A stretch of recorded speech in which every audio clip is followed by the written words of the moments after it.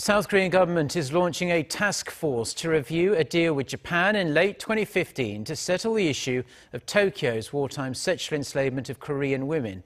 The agreement was widely and still is widely unaccepted by many Koreans as it was completed behind closed doors under the previous Park Geun-hye administration and done so without the consent of the victims. Our Connie Kim has more.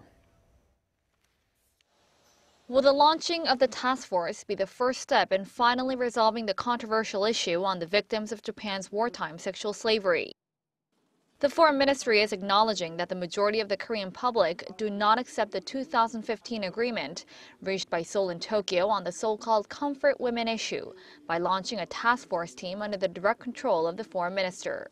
The group, consisting of 9 members, including professors and ministry officials, will thoroughly review every part of the agreement.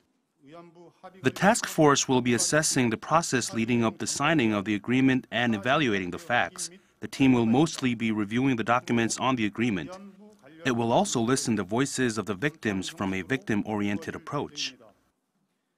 Monday was the members' first meeting in which they reportedly exchanged ideas and discussed how the team will be operated.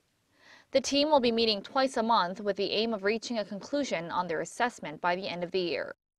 The 2015 deal seemed to put an end to the decades-long comfort women row, with Japanese Prime Minister Shinzo Abe acknowledging Japan's atrocities and Tokyo agreeing to provide 1 billion yen, or roughly $9 million, to a foundation supporting the victims. But it sparked sharp criticism from the Korean public because it lacked a formal apology to the victims from Abe. A review of the agreement was hinted by President Moon Jae-in, who pledged in his campaign to renegotiate the agreement. Foreign Minister Kang Kyung-hwa had also questioned whether the pact had to use terms such as finally and irreversibly in stating that the issue was solved. The issue of the comfort women remains unresolved for the surviving victims even after Seoul and Tokyo reached the agreement back in 2015.